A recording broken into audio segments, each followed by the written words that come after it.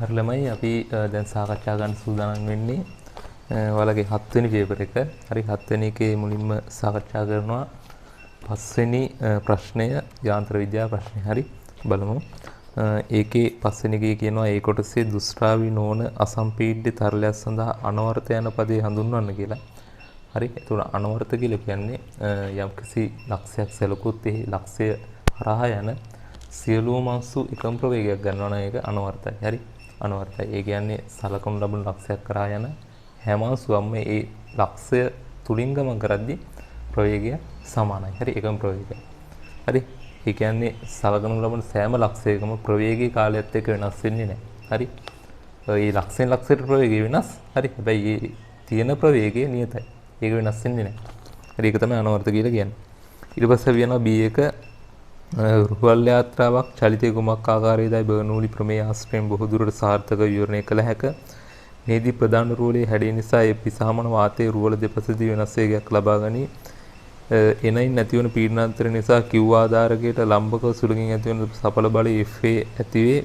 හරි මෙහි FA ඇති වෙන්නේ Z ඩෑෂ්ට ආනතව බැවින් බෝට්ටු X දිශාවට චලිත වීමට යන්ත්‍ර දැරුවද පතුලේ තලයේ පතුල් තලයේ තියෙනවා ඒක වැඩි වර්ගඵලයක් දරන නිසා එමත ඇතිවන ජල ප්‍රතිරෝධය FWX ඩෑෂ් අක්ෂය ඔස්සේ ක්‍රියාත්මක වී ඒ අහෝසි කරවයි. රුවල දෙස ඉහළින් බලන විට අනාකූල රේඛා ව්‍යාප්තිය දෙක රූපේ දක්වා ඇත.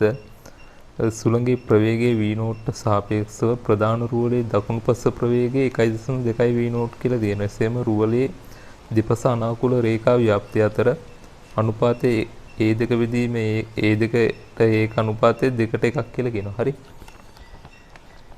ඔන්න දත්ත ටික දීලා තියෙනවා. ඊට පස්සේ මෙතන දැන් රුවල දීලා තියෙනවා. දැන් මෙහෙමනේ තියෙන්නේ. බෝට්ටුව මෙන්න මේ විදිහට බෝට්ටුව ගමන් කරන්නේ. හරි. එතකොට මේක තමයි කියන්නේ ඔය Z ඩෑෂ් අක්ෂේ. මේක මේක Z ඩෑෂ් අක්ෂේ. හරි. එතකොට දැන් රුවල තියෙන්නේ මෙන්න මේ අක්ෂය සැලකුවොත් එහෙම මෙන්න මේ වගේ හැඩයකින් තියෙන්නේ. හරි.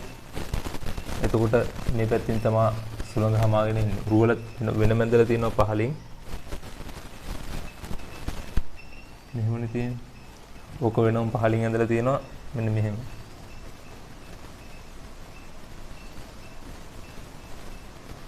අනාකූල රේඛා මෙන්න මෙහෙම ගිහිලා තියෙනවා.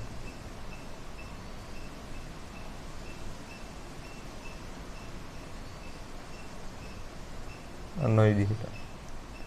හරි.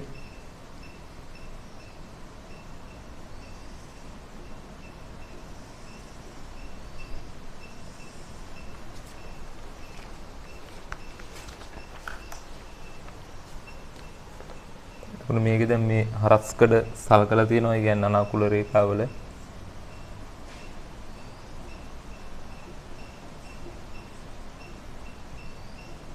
මෙතන A නෝට් මෙතන A නෝට් මේ පැත්තේ හරස්කඩ A1යි මේ පැත්තේ හරස්කඩ A2යි. හරි. එතකොට මම මේ ලක්ෂය සලකන්නම් A මේක B මේක C මේක D කියලා. හරි. ඊපස්සේ මෙතන ප්‍රවේගය තමයි දීලා තියෙන්නේ V2යි කියලා. මෙතන ප්‍රවේගය දීලා තියෙනවා V1යි කියලා. ඒ V1 කියන එක තමයි අපිට දීලා තියෙන්නේ 1.2 V0 කියලා. V0 කියලා කියන්නේ මෙන්න මේ වාතය රුවල වෙතට පැමිණෙන ප්‍රවේගය. හරි V0. එතන මෙතනත් එතකොට V0 කියන්නේ රුවලට වඩා දුරින් පිහිටි ලක්ෂයක ප්‍රවේගය තමයි V0 කියලා දීලා තියෙන්නේ. රුවල දෙපස පීඩනය තමයි දීලා තියෙන්නේ V1 සහ V2 කියලා. හරි. බලමු අපි අහලා තියෙන ප්‍රශ්න. ඒකේ අහලා තියෙනවා Z ඩෑෂ් දිශාවට 10ක් ms ශ්‍රේණියක ප්‍රවේගයෙන් සුළඟක් කමන විටදී යාත්‍රාව 15ක් ms ශ්‍රේණියක ප්‍රවේගයෙන් ඉදිරියට චලිත වෙනවා. රුවල කරා වාතය ළඟා වෙන්නේ කුමන සාපේක්ෂ ප්‍රවේගයෙන්ද? يعني V0 ළඟේ තමයි යන්නේ. Z ඩෑෂ් දිශාවට කියන්නේ මෙන්න මේ දිශාවට එනවලු 10ක් ms ශ්‍රේණියක ප්‍රවේගයෙන් සුළඟ. බෝට්ටුව යනවලු ඊට විරුද්ධ දිශාවට 15ක් ms ශ්‍රේණියක ප්‍රවේගයෙන්. එතකොට හුළඟ හමන සාපේක්ෂ ප්‍රවේගය තමයි අහන්නේ. කෙලින්ම ඕනනම් අපිට ගන්න පුළුවන් දැන් දෙපැත්තට විරුද්ධ දිශාවට ගමන් කරන නිසා 10 ධන 15 25 කියලා. අර එහෙම ලිව්වත් ප්‍රශ්න නැහැ. හැබැයි අපි සාපේක්ෂ ප්‍රවේගය සම්බන්ධතාවය පාවිච්චි කරලා ගත්තොත් එහෙම පොළොවට සාපේක්ෂව නේද අපෙන් අහන්නේ බෝට්ටුවට සාපේක්ෂව සුළඟේ ප්‍රවේගය. ඒකට බෝට්ටුවට සාපේක්ෂව සුළඟේ ප්‍රවේගය මෙහෙම ගත්තොත් එහෙම මේක සමානයි පොළොවට සාපේක්ෂව සුළඟ ප්‍රවේගය දන බෝට්ටුවට සාපේක්ෂව පොළවේ ප්‍රවේගය. හරි. පොළොවට සාපේක්ෂව සුළඟේ ප්‍රවේගය මේ අතට. ඒතර මම ඒක දකුණට කියලා ගන්නවා. මේ දිශාවට 10යි. ධන බෝට්ටුවට සාපේක්ෂව පොළවේ ප්‍රවේගය. බෝට්ටුව ගමන් කරන්නේ මේ පැත්තට. හරි. එතකොට ඒකට විරුද්ධ දිශාවට තමයි පොළවේ ප්‍රවේගය වෙන්නේ. එන්නේ මේ පැත්තටම 15. ඒතකොට 10යි 15යි කියලා කියන්නේ 25 ms ඍණ 1 බෝට්ටුව ගමන් කරන දිශාවට විරුද්ධ දිශාවට. හරි. ওই විදිහට තමයි සාපේක්ෂ ප්‍රවේගය ගන්න. හරි. ඊට පස්සේ අහනවා ඉතින් මේක මේ v නෝට් හරි. v නෝට් සමානයි 25 ms ඍණ 1. රයිට්. ඊට පස්සේ අහනවා රුවල පිටපත් කොට ඒට ඇතුළතින් හා පිටතින් වන අලාකුළු රේඛා යුගලක් ඇඳ දක්වන්න. බර්නෝලි ප්‍රමේය ඇසුරින් රුවල දෙපස පීඩනාන්තරයේ සංකේතාත්මකව ලබා ගන්න. හරි.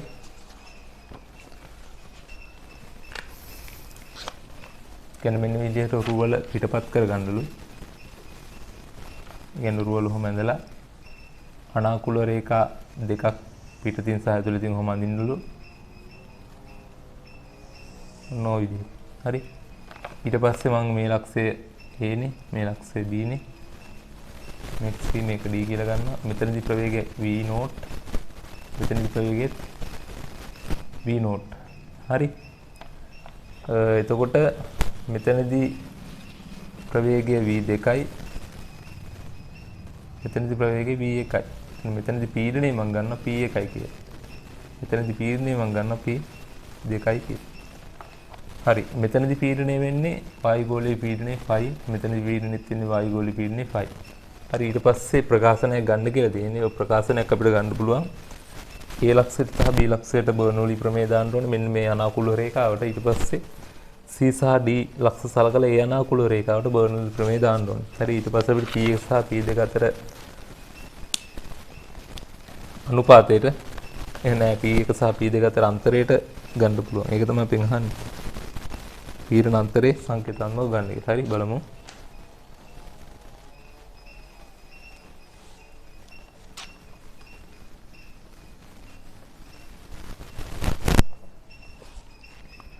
Aට සහ Bට බර්නෝලි දැම්මොත් එහෙම A වලදී පීඩනයේ 5 ධන භාගයක් ඝනත්වයේ රෝ ප්‍රවේගය v නෝට් වර්ගය.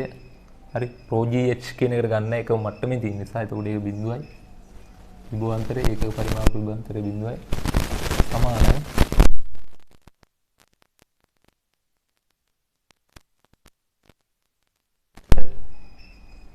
ධන භාගයක් රෝ ප්‍රවේගය v2 වර්ගයේ කියලා ලියන්න පුළුවන්. ධන බිඳුව. ඊට පස්සේ C සහ D ලක්ෂස් සලකලා පුළුවන්. ඒ පීඩනය මෙතන 5 ධන භාගයක් රෝ v නෝට් වර්ගයේ ධන බිඳුවයි සමානයි. මෙතන පීඩනය P1යි. ධන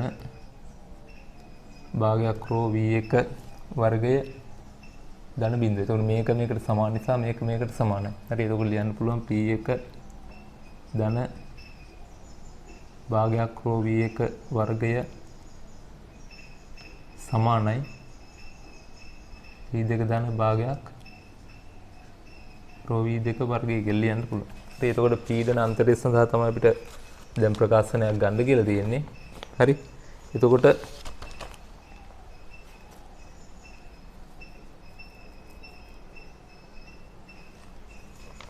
මේක මකන්න.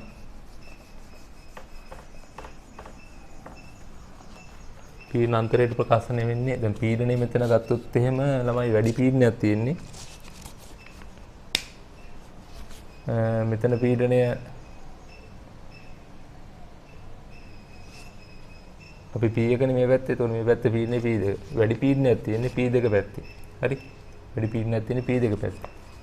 එතකොට ගත්තොත් එහෙම වැඩි පීඩනයෙන් අඩු පීඩනයේ පීඩනාන්තරය කියන්නේ P2 රින P1 සමානයි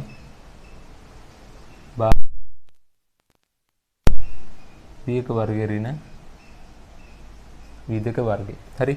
එතකොට මේ විදිහට ගන්න පුළුවන් ප්‍රකාශනය. ඊට පස්සේ අපිට මේ ප්‍රකාශනය දැන් V1 සහ V2 කියන පද අපිට මෙතන මේ ප්‍රශ්නේ දීලා නැහැනේ.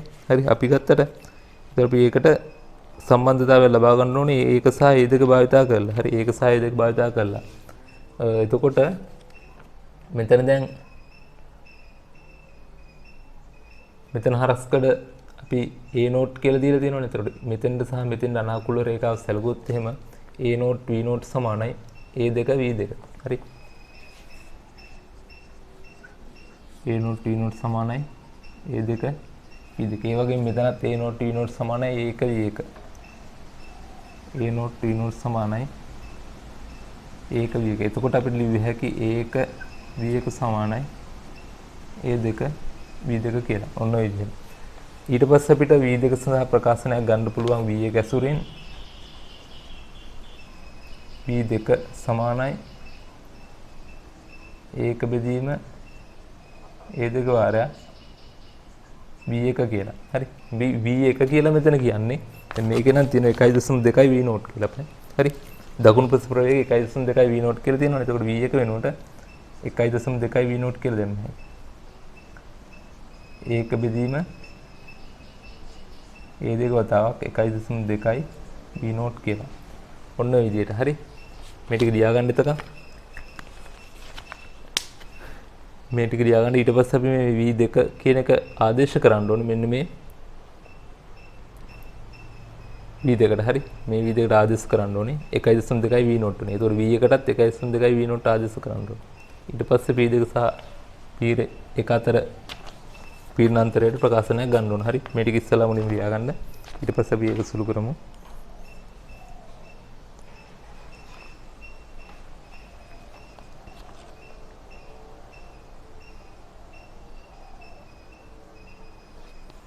හරි.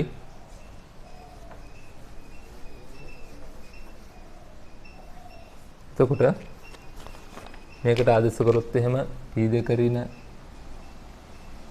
P1 සමානයි භාගයක් රෝ V1 වර්ගය කියලා කියන්නේ 1.2 V නෝට් කියන එකේ වර්ගය රින V2 වර්ගය කියන්නේ V2 කියලා කියන්නේ A1 බෙදීම A2 වාරක් 1.2 V නෝට්. A1 බෙදීම A2 වර්ගය එතකොට 1.2 V නෝට් වල වර්ගය. ඔන්න ඕකනේ. එතකොට 1.2 V නෝට් ඉවතර ගන්න පුළුවන්. පීඩනාන්තරය ඩෙල්ටා P කියලා ගන්නවා. භාගයක් රෝ වාරයක් මෙතන එතකොට එකක් ඉතුරු වෙනවා. එක රින A1 බෙදීම A2 වර්ගය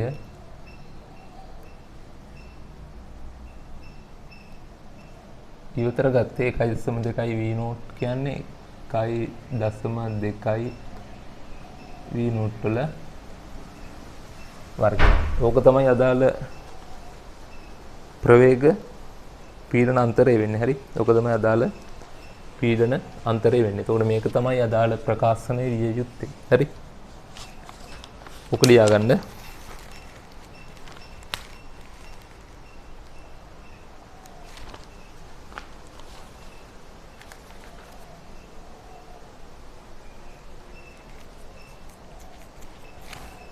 හරි.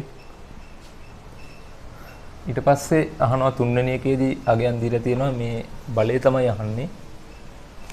තුන්වෙනි එකේදී අහනවා වාතයේ ඝනත්වය 1.2 රුවලේ සඵල වර්ගඵලයේ 2.5 FA ගණනය කරන්න. ඒතකොට FA ගණනය කරන්න පුළුවන් අපි පීඩනාන්තරය හොයාගන්න ඕනේ. පීඩනාන්තරයේ සඵල වර්ගඵලයෙන් වැඩි කරාම අපිට FA එනවා. ඒක FA සමානයි ඩෙල්ටා P පීඩනාන්තරය වැඩි කිරීම සඵල වර්ගඵලය. එතකොට අපි පීඩනාන්තරය හොයාගන්න ඕනේ මේවට අගයන් ආදේශ කරලා. ඒක ශ්‍රේෂ්ඨ ඵලයෙන් වැඩි කරාම FA වෙනවා. හරි. එතකොට ඩෙල්ටා P සමානයි භාගයක් රෝ කියලා කියන්නේ 1.2යි. එක ඍණ ඒක බෙදීම මේ දෙක කියලා කියන්නේ මෙතන දැන් අනුපාතය දීලා තිබ්බනේ ඒක බෙදීම මේ දෙක කියන්නේ 1:2යි. ඒ දෙකට ඒක කියන්නේ 2:1යි නම් ඒකට ඒ දෙක කියන්නේ 1:2. කියන්නේ එක බෙදීම දෙකේ වර්ගය කියන්නේ එක බෙදීම 4යි. වාරයක් 1.2යි v නෝට් වල වර්ගය කියලා කියන්නේ මෙතන v නෝට් අපි ගණනය කරානේ කලින් 15යි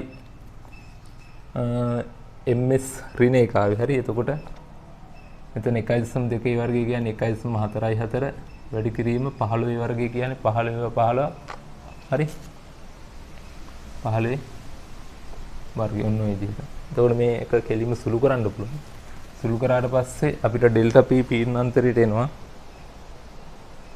405යි පැස්කල් කියලා. හරි. දැන් සුළු කරාට පස්සේ 405යි වර්ග මීටරයට නිව්ටන් කියලා එනවා. අපෙන් අහන්නේ FA සමානයි 405 කියන ඩෙල්ටා p වැඩි කරන්න ඕනේ. යාගේ සඵල ශ්‍රේෂ්ඨ දීලා තියෙනවා 2.6. එතකොට FA විදිහට ලැබෙනවා. ඔක සුළු කරන්න 1053යි නිව්ටන් කියලා. හරි. නිව්ටන් 1053යි කියලා ලැබෙනවා. ඔන්න ඔය විදිහට තමයි ලැබෙන්නේ. ඒක ලියා ගන්න.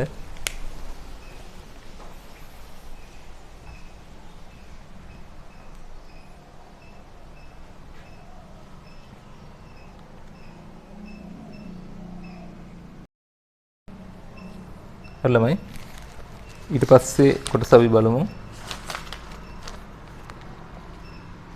C එකේ පළවෙනි කොටස. හරි. C එකේ පළවෙනි කොටස කියනවා යාත්‍රාව ඉදිරියට ගමන් කළාද FA හේතුවෙන් x අක්ෂය ඔස්සේ මේක හරියට බැලුවොත් x අක්ෂය ඔස්සේ කුඩා vx ප්‍රවේගයක් යට පවතී. පතුල් තලය මත බලය Fw එහි වර්ගඵලය A3 ජලයේ ඝනත්වය ρw හා vx මත රඳා පවතින නම් ඒව අතර සම්බන්ධතාවය මාන විශ්ලේෂණ ගොඩනගන සමානුපාතිකත්වයේ නියතේ අගේ පහ බෙදීම් තුනක් ලෙස භාවිතා කරනවා. හරි. බලමු.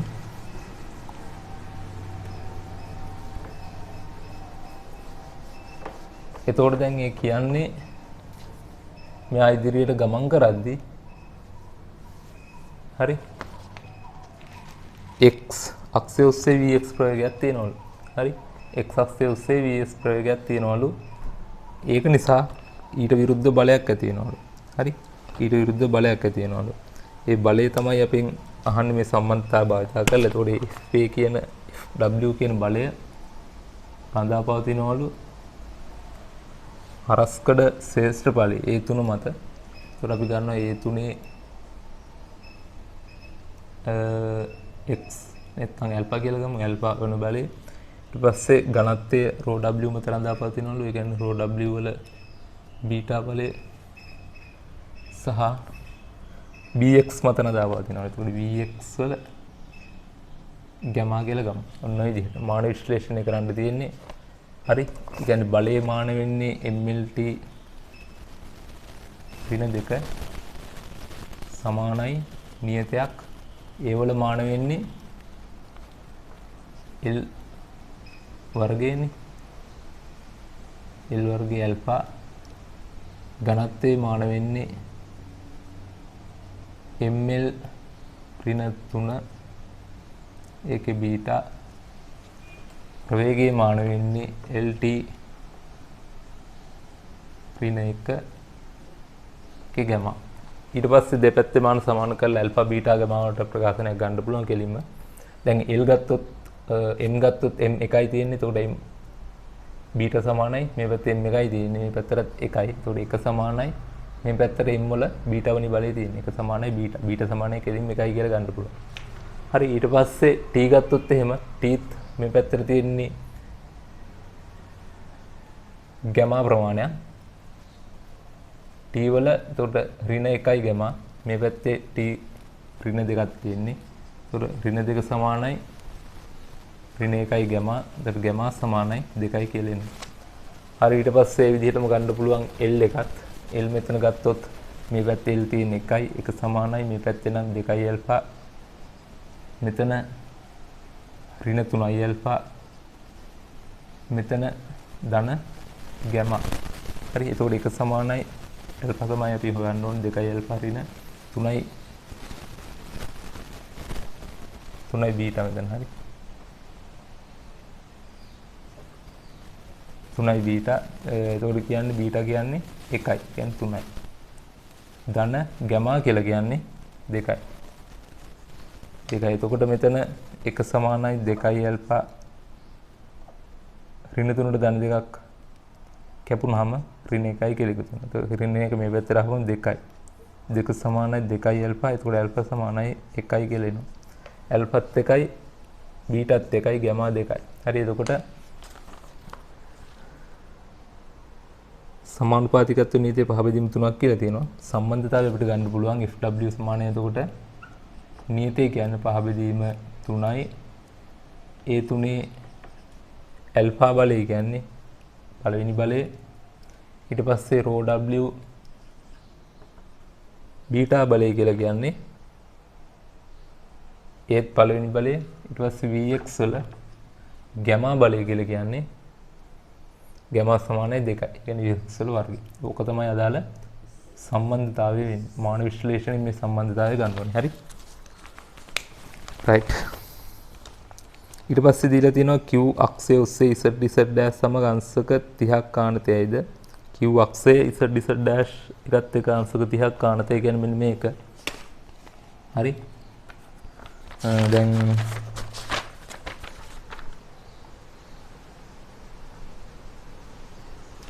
කියන්නේ මේකනේ q එක z z dash එකත් එක්ක අංශක 30ක් ආනතයයිද මෙතන අංශක 30යි. හරි. ඔක වෙන බැන්දොත් එහෙම පැහැදිලිව පේන විදිහට මෙන්න මේ විදිහට මේක අංශක 30යි. හරි. ඊට පස්සේ දැන් මේක Q මත බලය තියෙන්නේ ලම්බ කෝණෙ මෙහෙම F කියලා බලයක්. ඒතකොට F බලය තියෙන්නේ මේ පැත්ත. හරි. එතකොට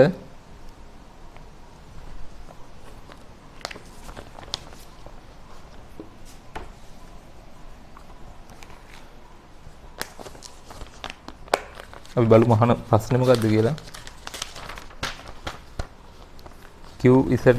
q අක්ෂය z z dash සම අස්තිය කාණතයේදී ඒ තුන දීලා තියෙන වගේක් රෝ w දීලා තියෙන බවද දන්නේ නම් x dash ඔක්සේ සඵල තොරණයක් නොමැති වීමට ඒ ඔස්සේ සම්ප්‍රයුක්ත බලයක් ඇති නොවීමට vx සඳහා වටිනාකමක් ලබා ගන්න. හරි. එතකොට x dash අක්ෂයේ තියෙන මෙන්න මේ අතට කියන්නේ මෙන්න මේ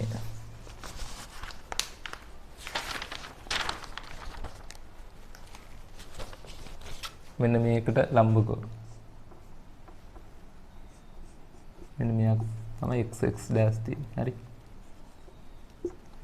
එතකොට දැන් මෙන්න මේ පැත්තට බලයක් ඇති වෙනවලු. හරි. මේ පැත්තට බලයක් ඇති වෙනවලු අර vx නිසා. ඊට පස්සේ ඒකට විරුද්ධ බලයක් ඇති කරන්න ඕනිලු. දැන් අපෙන් අහන්නේ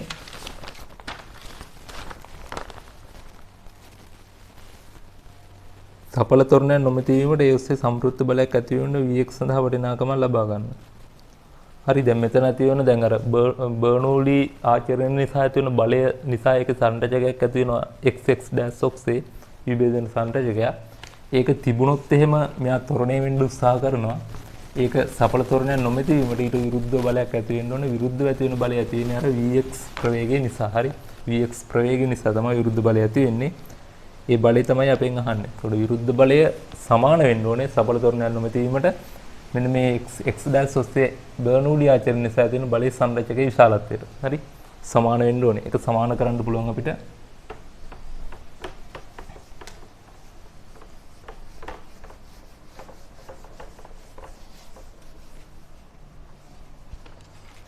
හරි. දැන් මෙහෙම බෝට්ටු යන දිශාව කියලා ගත්තොත් මේ අතර තමයි p අක්ෂය තියෙන්නේ. එතකොට ඒ p අක්ෂයට ලම්බකව තමයි මෙහෙම බලය ඇති වෙන්නේ. fa කියන බලය. ඔන්න ඔයම මේක තමයි අංශක 30යි කියලා දීලා තියෙන්නේ. හරි. එතකොට මේකේ දැන් මෙන්න මේ බෝට්ටුවට ලම්බකව ඇති වෙන බලය තමයි අපි විභේදන සංරචකයේ ගන්න ඕනේ. මෙන්න මේ විභේදන සංරචකය. හරි. ඒක තමයි සමාන වෙන්න ඕනේ ඊට විරුද්ධව ඇති වෙන W ට. හරි. එතකොට මේ සංරචකය අපිට ගත්ත හැකි මෙතන අංශක 30යි නම් මෙතන 90යි නම් මෙතන අංශක 60යිනේ. ඒතකොට මෙතන 90 නිසා මෙතන නැවතත් අංශක 30යි එන්නේ. ඒතකොට fa cos θ තමයි fa cos θ තමයි මේ පැත්තට තියෙන්නේ. fa cos θ පැහැදිලිනේ. ඒතකොට fa cos θ සමාන වෙන්න ඕන ඇති කරන fw ට. හරි. ඒතකොට fw සමානයි fa cos θ. හරි. fa කියලා කියන්නේ අපි ගණනය කරා අපිට ආව 1053 නිව්ටන් කියලා. fw ට අපිට ප්‍රකාශනය ආවා පහ බෙදීම 3යි a 3යි vx වර්ගයේ rho w කියලා. හරි. පහ බෙදීම 3යි a 3යි rho w vx වර්ගයේ සමානයි fa cos 30 කියන්නේ 1053යි cos 30 කියලා. හරි. එතකොට vx සඳහා වටිනාකමක් තමයි අපෙන් අහන්නේ. සුළු කිරීමට අවශ්‍ය නොවේ වටිනාකමක්. හරි. එතකොට මේ වගේ අගයන් දීලා තියෙනවනේ කෙලින්ම පහ බෙදීම 3 වැඩි කිරීම 1.4යි ax කියන්නේ a 3යි කියන්නේ rho w කියන්නේ 10යි vx වර්ගයේ සමානයි 1053යි cos 30යි. හරි. එතකොට vx සමානයි 1053යි cos 30 බෙදීම 5 බෙදීම 3යි වැඩි කිරීම 1.4 වැඩි කිරීම 1000 වල වර්ගමූලය. හරි. ඕක තමයි vx ට අදාළ ප්‍රකාශනය වෙන්නේ. ඕක සුළු කිරීමට අවශ්‍ය නැහැ කියලා කියනවා. හරි. ඕක සුළු කළොත් එහෙම ඔයාලට ලැබෙනවා පිළිතුර 0.625 ms ශ්‍රේණියක කියලා. හරි. සුළු කරන්න අවශ්‍ය නැහැ. හරි. 0.625 ms ශ්‍රේණියක කියලා. හරි. ඊට පස්සේ අපි යනවා ඒකේ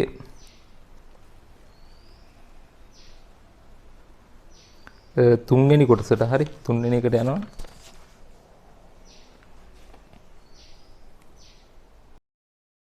තුන්වෙනි එකේදී කියනවා ඉහත fa නිසා z අක්ෂය ඔස්සේ ඇතිවන සංරචකයෙන් නෞකාව ඉදිරියට ත්වරණය වන විට යම් අවස්ථාවක ඒ නියත ප්‍රවේගයක් ලබා ගනී. මෙහිදී සිදුවන සෑම සංසිද්ධියක්ම භෞතික විද්‍යානුකූලව පහදන්න කියලා තියෙනවා. හරි.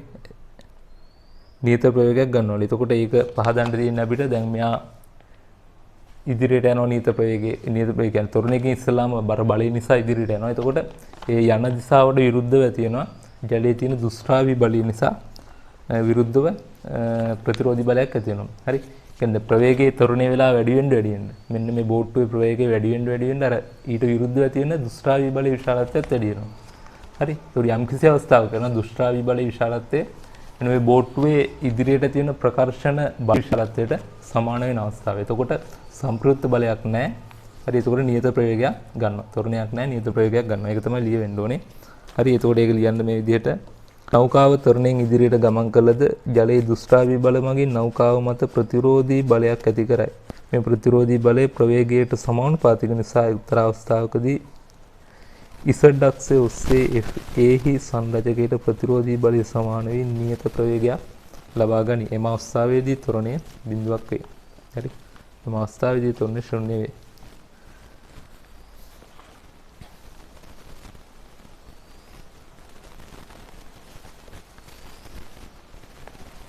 හරි. ඊට පස්සේ තව පොඩි කොටසක් තියෙනවා. නමුත් F ක්‍රියාකාරී වෙන්නේ ගුරුත්ව කේන්ද්‍රයට තරමක් ඉහළින් නිසා මෙවැනි යාත්‍රාම දක්වා ආනතිය ගමන් කරන දෙක හැකි පහත රූපයේ සියලු බලයන් සටහන් කරන්න. හරි. එතකොට ගුරුත්ව කේන්ද්‍රයට ඉහළින් ක්‍රියාත්මක වෙනවා FA. FW කියන එක ක්‍රියාත්මක වෙන්නේ පහළින් තියෙන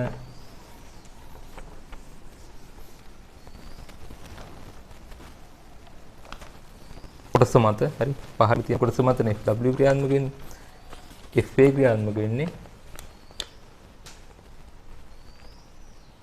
මෙන්න මෙහෙම තියෙන්නේ.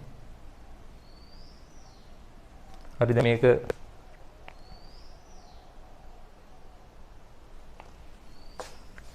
මෙහෙමනේ තියෙන්න ඕනේ. ඇල වුණාට පස්සේ මෙහෙම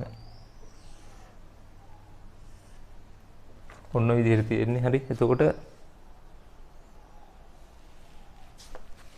මේකේ FW එක කොහොමද FW නේ මෙයාගේ MG කොහොමද පහළට ක්‍රියාත්මක වෙනවා. ඊට පස්සේ දැන් මෙයා මේ පැත්ත රැළ වුණාට පස්සේ U ක්‍රියාත්මක වෙනවා ඉහළට. U කියන්නේ මොකද්ද? උඩුකුරු තෙරපුම. හරි උඩුකුරු තෙරපුම ඉහළට ක්‍රියාත්මක වෙනවා. හරි එතකොට FW ක්‍රියාත්මක වෙනවා මේ පැත්තට.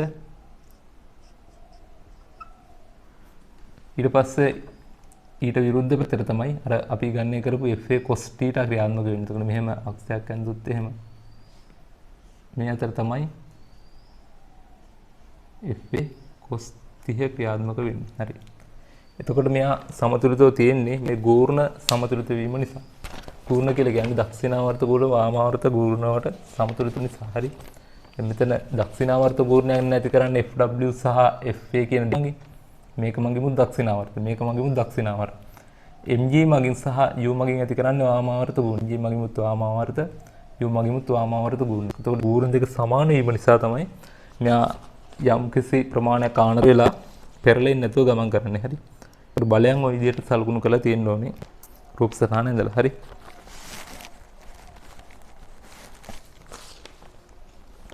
તો නෞකාව පෙරලෙන්නේ නැතුව සමතුලිත වෙලා පවතින්නේ මෙන්න මේ ගූර්ණවල සමතුලිතතාව නිසා. වාමාවර්ත ගූර්ණේ දක්ෂිනාවර්ත ගූර්ණයට සමාන වීම නිසා තමයි සමතුලිත වෙලා තියෙන්නේ. හරි. තොර මේ ආනත වෙන්න හේතුව මෙන්න මේ FA cos θ කියන සංරජක සහ ඊට විරුද්ධව ඇති වෙන FW කියන සංරජක නිසා. හරි. ওই විදිහට බල සලකුණු වෙලා තියෙන්න ඕනේ.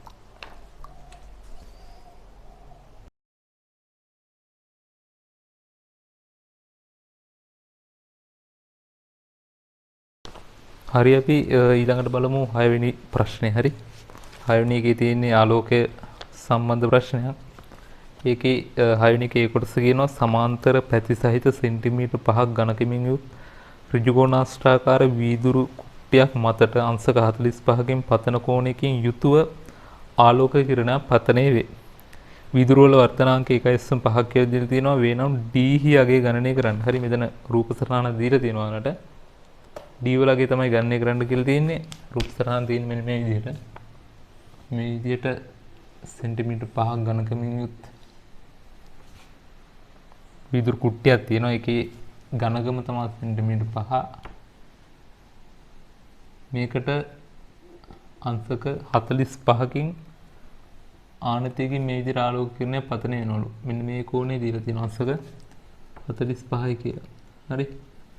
ඊට පස්සේ දැන් ඕක අභිලම්බයේ දෙසට හැරිලා මේ විදිහට වර්තනය වෙනවනේ. ඊට පස්සේ මේක අභිලම්බයෙන් ඉවතට හැරිලා ගමන් කරනවා. හරි. එතකොට දැන් අපෙන් අහන්නේ මෙන්න මෙයා ලක්වන අපගමනය. හරි. මෙන්න මේ දුර අහන්නේ. D දුර අහන්නේ. එතකොට මෙතන අංශක 90යි. හරි මෙතන අංශක 90යි. මෙන්න මේ D දුර තමයි අපෙන් අහන්නේ. අපි බලමු මේක හොයන විදිය. මම මෙන්න මේ අභිලම්බයේ මේ විදිහට දික් කරනවා. එතකොට මෙතන ත්‍රිකෝණයක් ලැබෙනවා. හරි. එතකොට මෙන්න මේ කිරණය මෙතන ඉඳලා මෙතෙන්ද දුර මං සලකනවා x කියලා. හරි.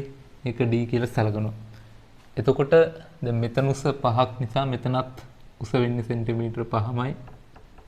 හරි. එතකොට මේක හොයන්න අපි මෙන්න මේ ත්‍රිකෝණ දෙක භාවිතා කරනවා d හොයන්න. ඉස්සෙල්ලාම අපිට ගණනය කරන්න පුළුවන් දැන් මෙතන පතන කෝණය අයි නම් මෙන්න මේ කෝණය r කියලා මං ගන්නවා වර්තන කෝණය. හරි. එතකොට මේ r ආශ්‍රයෙන් අපිට මෙන්න මේ x සහ 5 සම්බන්ධ කරන ප්‍රකාශනයක් ගන්න පුළුවන් මුලින්ම. හරි. මෙතන cos r සමානයි 5 බෙදීම x කියලා. හරි. මුලින්ම cos r සමානයි 5 බෙදීම x කියලා. හරි. මේක ඍජුකෝණී ත්‍රිකෝණයක් නේ. කියන්නේ බද්ධ පාදයේ 5යි x කියන්නේ කරණය. 5 බෙදීම x. එතකොට x සමානයි 5 බෙදීම cos r කියලා සම්බන්ධයක් ගන්න. ඊට පස්සේ අපි මෙන්න මේ ත්‍රිකෝණය සලකනවා. හරි. මේ ත්‍රිකෝණය සලකලා මෙතන ත්‍රිකෝණී ත්‍රිකෝණයක්. හරි. එතකොට මෙන්න මේ කෝණය අපිට හොයාගත්ත හැකි මෙතන r නම් මේ කෝණය වෙන්නේ i ඍණ r. එහෙම නැත්නම් අංශක 45 ඍණ r. මෙතන මෙන්න මේ කෝණ දෙකේම එකතු 45ක් වෙන්න බෑ. හරි. එතකොට මෙතෙන් දෙන්නේ අංශක 45 ඍණ r. හරි. එතකොට sin 45 ඍණ r කියලා කියන්නේ d බෙදීම x සම්මුඛපාද බෙදීම කරණය. මේක ඍජුකෝණීය ත්‍රිකෝණයක්. අපිට ලියන්න පුළුවන් sin 45 ඍණ r සමානයි d බෙදීම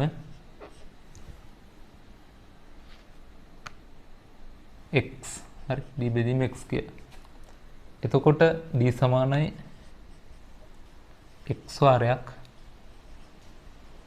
sin 45 ඍණ r කියලා ලියන්න පුළුවන්. x වෙනකොට මෙන්න මේක ආදේශ කරන්න පුළුවන්. හරි. d සමානයි x කියලා කියන්නේ 5 බෙදීම cos r වාරයක් sin 45 ඍණ r කියලා. හරි. මෙතන අපිට දැන් r වලගේ අපි හොයාගත්තා නම් අපිට මෙන්න මේ r මෙතෙන් ආදේශ කළා අපිට d හොයාගන්න පුළුවන්. ඒතර අපි r වලගේ හොයාගන්නේ කොහොමද? මෙතෙන්ද මෙන්න මේ වර්තනයට අදාළ ස්නේල් නියමය දානවා. හරි.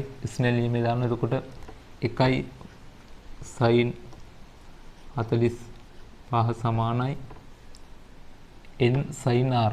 n කියලා කියන්නේ මේකේ වර්තනාංකය දීලා තියෙනවා 1.5 කියලා. ඒ කියන්නේ 1.5 sin r කියලා. හරි. මේක සුළු කරලා අපිට r ගණනය කරන්න පුළුවන්. r ගණනය කරාට පස්සේ ඔයාලට r විදිහට ලැබෙනවා 28යි කලා 7යි කියලා. හරි. r කියලා කියන්නේ 28යි කලා 7ක්.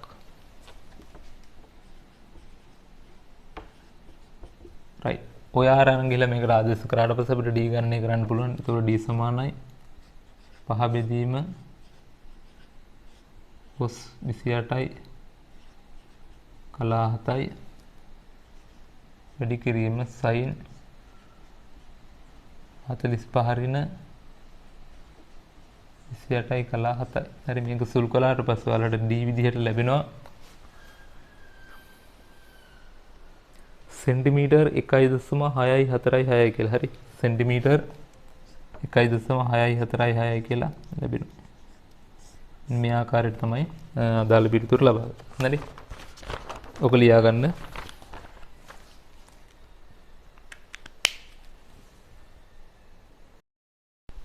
හරි. දැන් අපි ඊළඟ එක බලමු. B කොටස. හරි. B කොටස කියනවා බලමු. B කොටස කියනවා නවීන මෝටර රථ බොහෝමයක පිටුපස කැමරාව සවි කර ඇත. මෙමගින් රියදුරාට වාහනේ පිටුපසට ගැනීමට අවශ්‍ය වූ විට මෙම කැමරාව ක්‍රියාත්මක කර පිටුපස නිරීක්ෂණය කරගත හැකිය. මෙම කැමරාවේ ආරක්ෂාව සඳහා ප්‍රිස්මයක ආකාරයේ වර්තනාංක 1.5යි 8ක් වන වීදුරු වලින් සෑදී ද්‍රව්‍යයකින් ආවරණය කර ඇත. හරි. මේක රූප සටහන් දීලා තියෙනවා මේ විදිහට. මෙම ප්‍රිස්මයකින් ආවරණය කරලා තියෙන්නේ. මෙන්න ප්‍රිස්මය. මේක තමයි එතකොට අදාළ කැමරාව වෙන්නේ. හරි. ඔන්න ඔය විදිහට තමයි තියෙන්නේ. එතකොට මේක A ලක්ෂය කියලා දීලා තියෙනවා. මේක B සහ මේක C කියලා දීලා තියෙනවා. ඊට පස්සේ පතනය වන කිරණයක් දීලා තියෙනවා. මෙතන θ කෝණයක් දීලා තියෙනවා. ඔන්න ඔය විදිහට තමයි දීලා තියෙන්නේ. ප්‍රිස්ම කෝණය අංශක 45යි කියලා දීලා තියෙනවා. right. අපි බලමු අහලා තියෙන ප්‍රශ්න මොනවද කියලා. හරි. පළවෙනි එක අහලා තියෙනවා අදාළ වීදුරු මාධ්‍යස්ථාන අවදි කෝණය ගණනය කරන්න කියලා. හරි.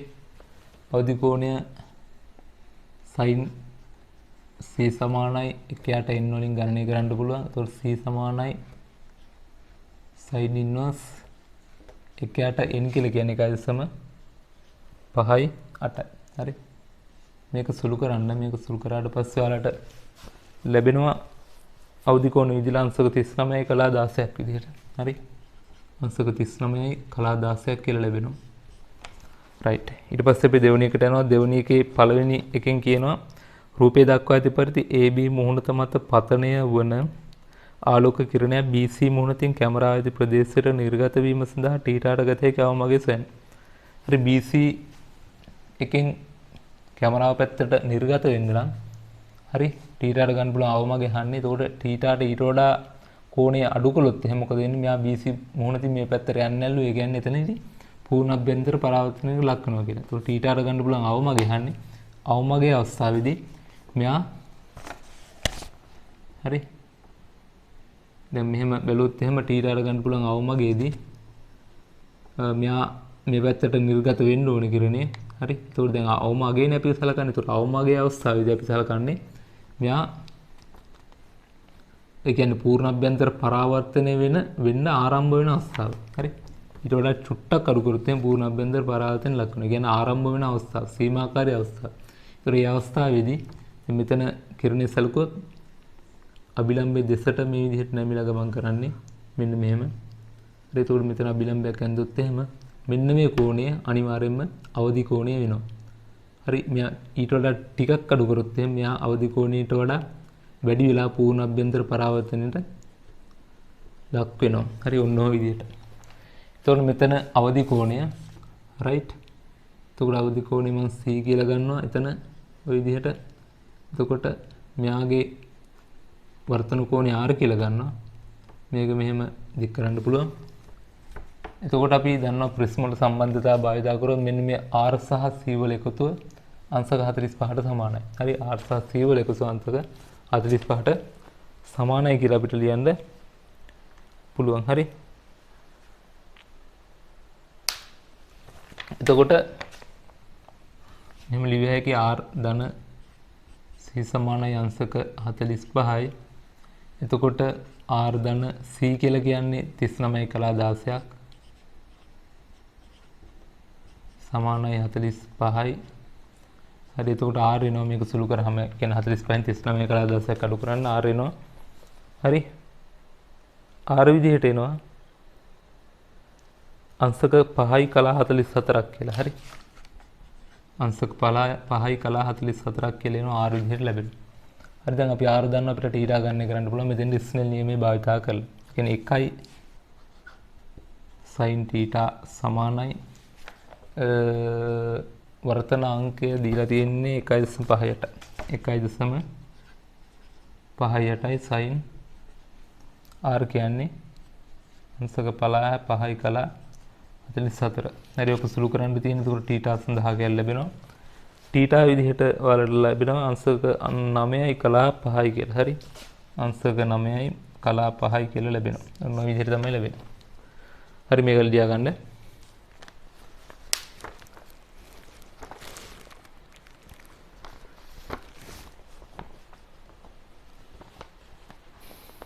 හරි. ඒත් එක්කම බලන්න තුන්වෙනි කොටස කියනවා පොළොවේ සිට කැමරාවට ඇති සිරස්සුට මීටර 1.2ක් කියලා දීලා තියෙනවා. නම් කැමරාවට පැමිණෙන ආලෝක කිරණ සලකා රථයේ සිට කොපමණ තිරස් දුරක් දක්වා ප්‍රමාණයක් රියදුරාට දැකගත හැකිද යන්න ගණනය කරන්න AB සිරස්සුස නොසලකා හරින්න. හරි. හරි. මේක ලියා ගන්න. අපි ඒක බලමු.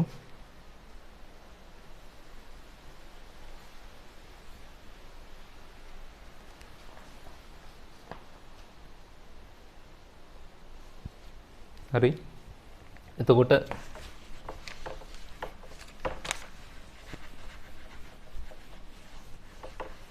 දැන් අහන්නේ සිරස් උස නෙමෙයි. හරි. තිරස් පරාසය. එතකොට දැන් මෙහෙම වාහනයට සිරස් උස දීලා තියෙන 1.2 මීටර කියලා. හරි.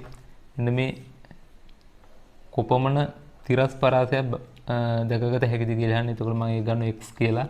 මෙන්න මේ දුර. x දුරක ඉඳලා පැමිණෙන ආලෝක කිරණය මෙන්න මෙහෙම ප්‍රිස්මය මත පතිනේ වුණාම හරි පතනය වෙන්න පුළුවන්.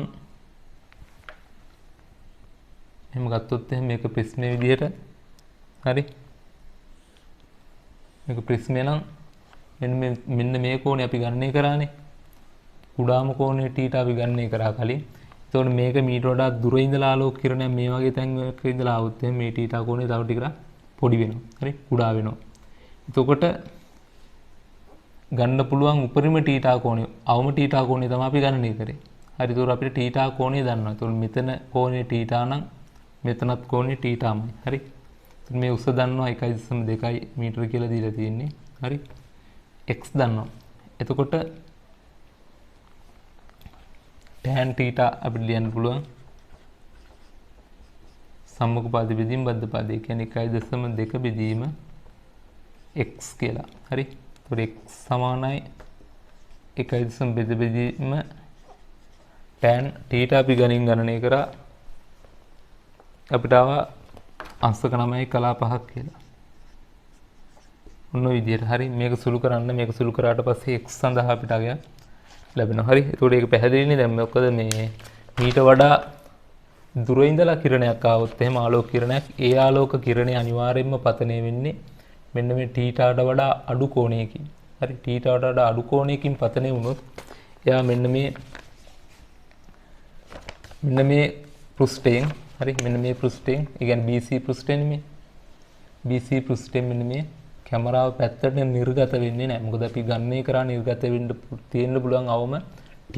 හරි. ඒතකොට ඊට වඩා අවම වුණොත් එයා නිර්ගත වෙන්නේ නැහැ. එමුණොත් පේන්නේ නැහැ නේ. ඒතකොට පේන්න පුළුවන් උපරිම පරාසය වෙන්නේ මෙන්න මේ පතන කෝණය θ වෙන අවස්ථාව. හරි. ඒක නිසා තමයි අපි මේ θ මෙතෙන්ට සම්බන්ධ කරගෙන ගණනය කරේ. හරි. එතකොට මෙතන x සඳහාගයක් ලැබෙනවා ඔයාලට සුළු කරාම 7.5 මීටර කියලා. ඒ කියන්නේ මීටර 7.5ට වඩා වැඩි පරාසයක් අපිට නිරීක්ෂණය වෙන්නේ නැහැ. හරි. පැහැදිලිනේ? රයිට්. ඊට පස්සේ 4 කියනවා මීට වඩා වැඩි තිරස් දුරක් නිරීක්ෂණය කිරීමට අවශ්‍ය නම් B ශීර්ෂ කෝණය අඩු විය යුතුද වැඩි විය යුතුද යන්න පහදන්න. හරි. B ශීර්ෂ කෝණය අඩු වෙන්න ඕනද වැඩි වෙන්න ඕනද කියලා අහනවා. ඒ කියන්නේ මෙන්න මේ කෝණය අඩු වෙන්න ඕනද වැඩි වෙන්න ඕනද කියලා අහනවා. හරි.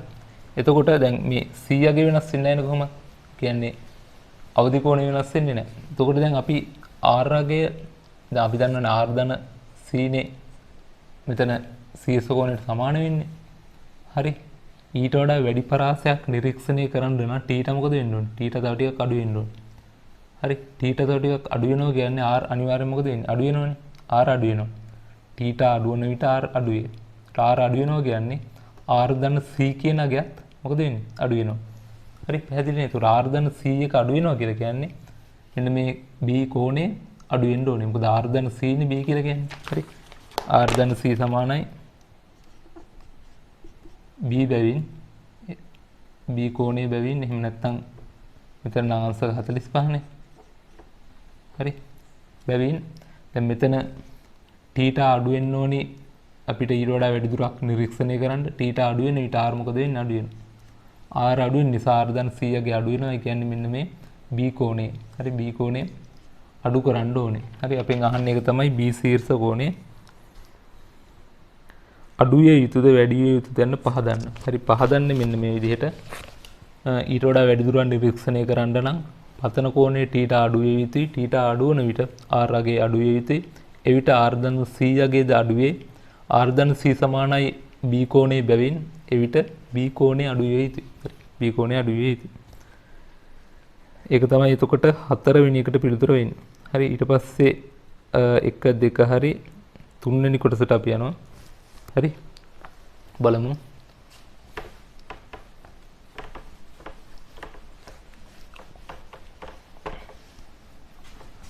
හරි.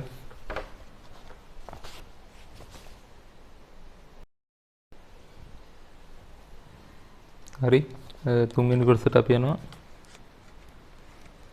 3 වෙනි කොටසේ පළවෙනි එක. හරි.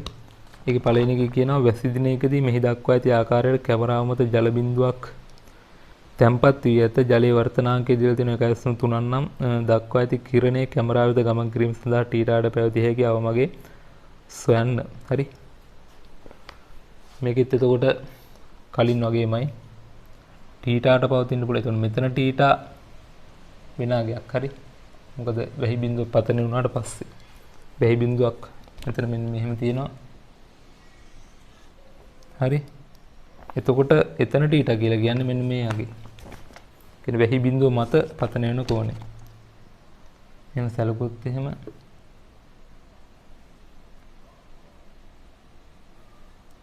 මෙන්න මෙහෙමයි දීලා තියෙන්නේ. ඔන්න ඔහොම දීලා තියෙන්නේ. මේක තමයි θ කියලා කියන්නේ. එතකොට මෙයා දීලා තියෙන අගයන් මෙන්න මේ අගය. මෙන්න මේ කෝණේ දීලා තියෙන අංශක 95යි කියලා. හරි. එතකොට දැන් අපි θ හොයාගත්තනේ. කියන්නේ කලින් මෙතන පතන කෝණේ හොයාගත්තනේ. පුළුවන් අවමගේ. ඒක අපිට ආවේ කලින් අපි ගණනය කරපු එකේ අපිට ආවේ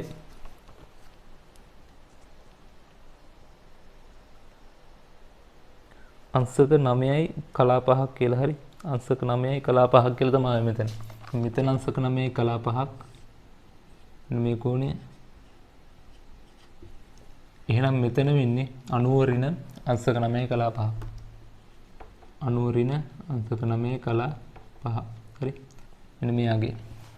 එතකොට මේ කෝණය අපි දන්නවා. මේ කෝණය දන්නවා මේ ත්‍රිකෝණයන්නේ. මේ කෝණය දන්නවා මේ කෝණය දන්නවා මෙතන r කියලා ගත්තොත් r අපිට හොයන්න පුළුවන්. හරි. r හොයාගත්ත හැකි. ඒ කියන්නේ r ධන අතන කෝණය අංශක 95 ධන මෙතන 90 ඍණ 9 කලා 5 සමානයි ත්‍රිකෝණයක අභ්‍යන්තර කෝණ වල එකතුව අංශක 180. අර යෝගයෙන් අපිට r ගණනය කරන්න පුළුවන්. හරි. එතකොට r ගණනය කරාට පස්සේ r විදිහට ඔයාලට ලැබෙනවා අංශක 9යි කලා 5යි කියලා. හරි.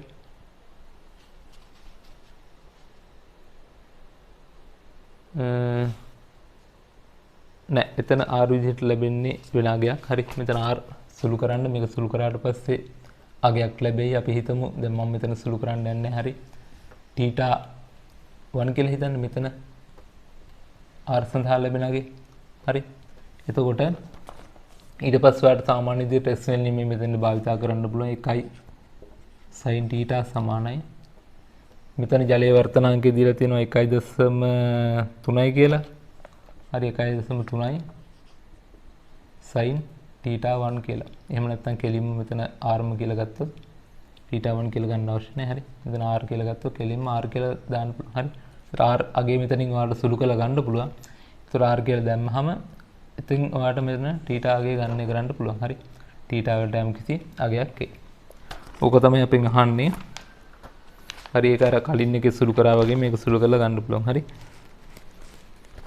ඊට පස්සේ යනවා දෙවෙනි කොටසට කියනවා මෙවිට රියදුරාට රතේ පසුපස සිට පෙනෙන තිරස් දුර ගණනය කරන්න. හරි. මෙවිට රියදුරාට පසුපස සිට පෙනෙන තිරස් දුර ගණනය කරන්න. හරි. කලින් වගේම තමයි. හරි. කලින් වගේම තමයි තිරස් දුර ගණනය කරන්නෙත් අර අපි කලින් ගණනය කරා වගේ. එතකොට මෙන්න මෙහෙම තිරස් දුර x කියලා ගත්තොත් එහෙම නැත්නම් මම දැන් මෙතනදි y කියලා ගන්නම්කෝ. උස වෙනස් වෙන්නේ නැහැ කොහොමත් 1.2 නේ. හරි. එතකොට මේ කෝණය තමයි ඔය අපි දැන් ගණනය කරපු θ. හරි. එතකොට ඒකත් අපිට දැම්ම හැකි tan θ සමානයි 1.2 බෙදීම y කියලා. හරි. එතකොට y ගණනය කර හැකි 1.2 බෙදීම මෙතනදි ගණනය කරගන්න θ වලට යන්නගේ. හරි. ඕකෙන් අදාළ පිළිතුරු ගන්න පුළුවන්. හරි. ඊට පස්සේ අහනවා තුන්වෙනි එක නමුත් ප්‍රායෝගිකව මෙවැනි තිරස් දුරක් පැහැදිලිව නොපෙනීමට හේතුව සඳහන් කරන්න. හරි. පැහැදිලිව නොපෙනීමට හේතුව වෙන්නේ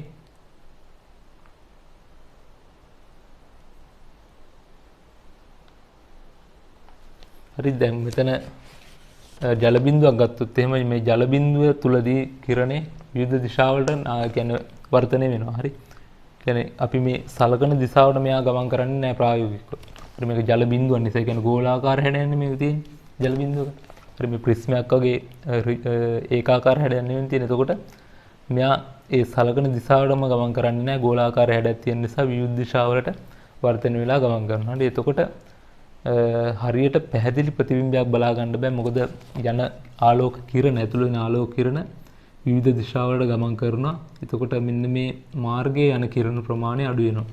හරි කිරණ ප්‍රමාණය අඩු වෙනවා. එතකොට බොඳ වෙලා තමා දර්ශනය වෙන්නේ. හරි ප්‍රායෝගිකව ඒ දුර බලා ගැනීම හැකියාවක් නැහැ.